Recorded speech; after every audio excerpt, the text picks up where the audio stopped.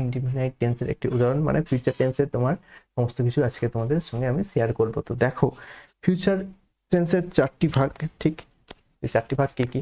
Future indefinite, future continuous, future perfect এবং future perfect continuous, ঠিক? তো আজকে আমরা দেখি একটু ফিউচার ইনডিফিনাইট টেন্সটা কাকে বলে, ঠিক? ফিউচার ইনডিফিনাইট টেন্স হচ্ছে অতীতকালে কোনো কাজ ঘটবে যখন বোঝায় তখন আমরা ফিউচার ইনডিফিনাইট টেন্স আমরা ব্যবহার করি। দেখো এখানে অনেকগুলো উদাহরণ আছে, তো আমরা একটা ফার্স্ট উদাহরণ দেখি, তারপর আমরা একটা কনস্ট্রাকশন দেখবো, ঠিক? এর দেখো, সে বাড়ি যাবে, he or she will to home, ঠিক? তার মানে কি, আমাদের একটা এখানে একটা সাবজেক্ট থাকবে প্লাস শ্যাল বা উইল থাকবে প্লাস মেন ভার্বের প্রেজেন্ট ফর্ম থাকবে প্লাস আমাদের একটা অবজেক্ট থাকবে, ঠিক? দেখো এখানে subject he or she, auxiliary verb, main ভার্বের প্রেজেন্ট ফর্ম, অবজেক্ট, ঠিক? ক্লিয়ার হলো বিষয়টা? নেক্সটটা দেখো, নেক্সটটা দেখলে আরো ক্লিয়ার হবে জিনিসটা। দেখো, তুমি দোকানে যাবে, you will go to the shop, ঠিক? Subject, auxiliary verb, main verb, object, ঠিক? নেক্সট দেখো, সে বিদ্যালয় যাবে, he or she will go to the school, ঠিক? দেখো পুরো এই স্ট্রাকচারে পড়ছে, সাবজেক্ট প্লাস তোমার এখানে হি অর সি যেহেতু আছে, অক্সিলিয়ারি ভার্ব তোমার উইল আসবে, মেন ভার্বের প্রেজেন্ট ফর্ম, আর টোটালটা আমার অবজেক্ট, ঠিক? দেখো, রাম যাবে, রাম উইল গো, ঠিক? মিটে গেল? নয় ভবিষ্যতে যদি কোনো কাজ ঘটবে বোঝায় তখন আমরা ফিউচার ইনডিফিনিট টেন্স ইউজ করব। ক্লিয়ার? একটুখানি ক্লিয়ার? ওকে, নেক্সট দেখো, future perfect tense. Future perfect tense কাকে বলে? যখন কোনো কাজ আমাদের ভবিষ্যৎকালে ঘটবে বোঝায় এবং একটা টাইম বাউন্ড থাকবে, তখন আমরা ফিউচার পারফেক্ট টেন্স ইউজ করব। তখন আমি কাজটি করে রাখবো, নয় হস্যই, ঠিক? আই উইল বা shall have done the work. আরে এর কনস্ট্রাকশন কি হবে? আমার সাবজেক্ট থাকবে, শ্যাল বা উইল থাকবে, হ্যাভ থাকবে, এটা অবশ্যই অলওয়েজ হ্যাভ থাকবে, ঠিক?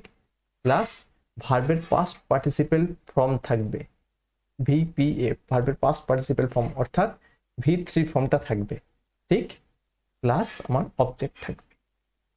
দেখো, subject I, auxiliary verb shall বা উইল, হ্যাভ, মেন ভার্বের পাস্ট পার্টিসিপেল ফর্ম, এটা হচ্ছে ভি3, অবজেক্ট। ক্লিয়ার? দেখো নেক্সটটা দেখো, রাম স্টেশনে আসার আগে ট্রেনটি ছেড়ে দেবে।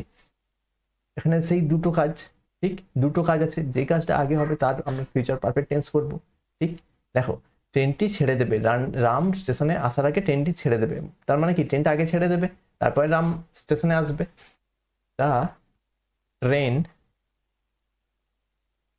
Will have left before Ram comes, বা বিফোর রাম উইল কাম, দুটোই হয়।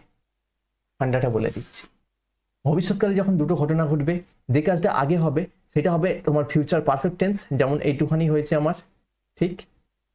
এইটুখানি হয়েছে ফিউচার পারফেক্ট টেন্স, কনজাংশন বসেছে আমার। তারপরে হচ্ছে আমার পরের পার্টটা, যেটা আমি হয় ফিউচার ইনডিফিনাইট করবো, মানে লিখতে পারি রাম উইল কাম, বা আমি প্রেজেন্ট ইনডিফিনাইটও করতে পারি, রাম কামস, ঠিক? আইদার ওয়ান আমি করতে পারি, ঠিক? পরবর্তীকালে আমি আরো ট্রান্সলেশন শেখাবো, তখন জুড়ে থেকো চ্যানেলটির সাথে, অনেক কিছু জানতে পারবে, ঠিক? নেক্সট দেখো, ফিউচার কন্টিনিউয়াস টেন্স মানে কি? এখান থেকে বোঝাই যাচ্ছে যে তোমার ফিউচারে একটা কোনো কাজ রানিং থাকবে বোঝালে তখন আমাদের ফিউচার কন্টিনিউয়াস টেন্স হয়। আমরা একটা উদাহরণ দেখি, রাম ক্রিকেট খেলতে থাকবে, Ram will be playing cricket. ঠিক, তাহলে কনস্ট্রাকশন কি, সাবজেক্ট প্লাস শ্যাল বা উইল প্লাস একটা বি প্লাস মেন ভার্বের সঙ্গে একটা আইএনজি ফর্ম থাকবে, ঠিক, প্লাস অবজেক্ট। ঠিক, দেখো সাবজেক্ট শ্যাল বা উইল, একটা বিটা অবশ্যই তোমাকে বসাতে হবে। দেখো মেন ভার্ব প্লে, তার সঙ্গে আইএনজি বসেছে এবং একটা অবজেক্ট আমার এখানে রয়ে গেছে। ক্লিয়ার? দেখো এখানে নেক্সট, যদু ঘুমোতে থাকবে, যদু উইল বি স্লিপিং। ঠিক, সাবজেক্ট শ্যাল বা উইল, একটা বি এবং ভার্বের সঙ্গে মেন ভার্বের সঙ্গে আইএনজি। ক্লিয়ার? বিরাট ফুটবল খেলতে থাকবে, বিরাট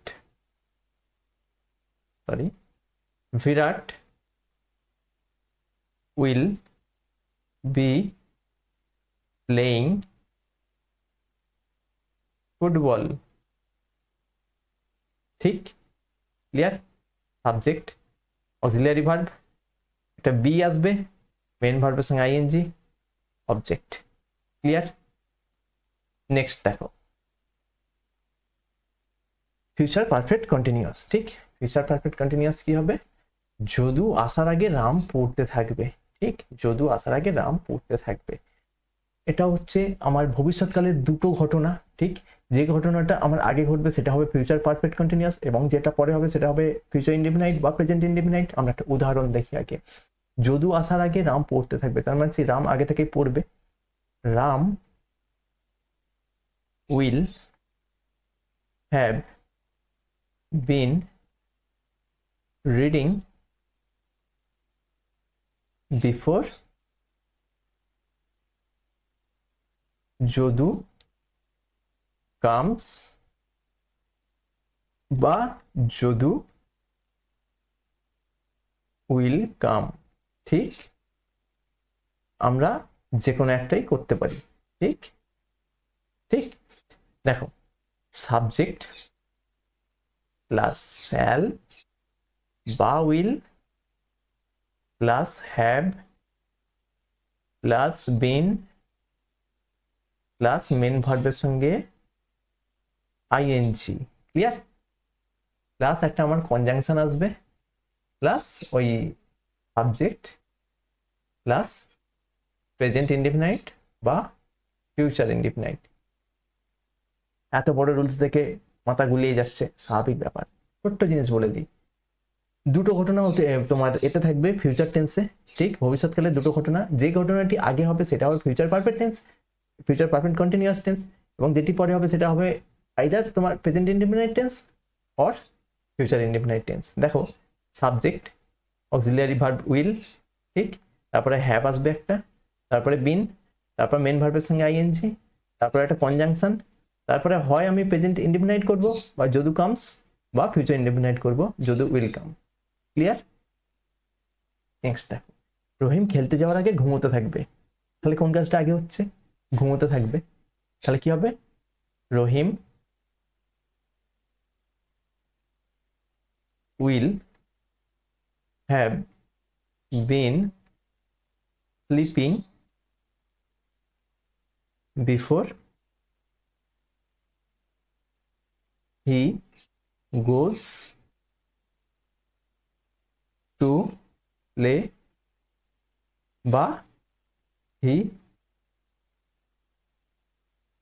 উইল গো টু প্লে। ঠিক, দেখো সাবজেক্ট শ্যাল বা উইল অক্সিলিয়ারি হিসেবে একটা হ্যাভ আসবে, বিন আসবে, মেন ভার্বের সঙ্গে আইএনজি বসবে, কনজাংশন বসবে, তারপরে আবার নেক্সট যে সাবজেক্টটার সেন্টেন্সটার সাবজেক্ট বসবে। যদি ফিউচার ইনডিফিনাইট, যদি প্রেজেন্ট ইনডিফিনাইট করি তাহলে মেন ভার্বের সঙ্গে তোমার এস বাই এস যুক্ত হয়েছে, কারণ যেহেতু হচ্ছে যে তোমার third person singular number subject plus object. বা আমি যদি ফিউচার ইনডিফিনাইট করি তাহলে কি হবে, subject, auxiliary verb, main verb, last তোমার অবজেক্ট। ঠিক এরকমভাবে তোমরা ট্রান্সলেশন নিজেদের মধ্যে ভাবতে থাকো, করতে থাকো, দেখবে অনেক কিছু তোমরা শিখতে থাকবে নিজেদের মতন করে। ঠিক, তো আজকের মতন এখানেই ক্লাসটি শেষ হলো। ভালো থেকো।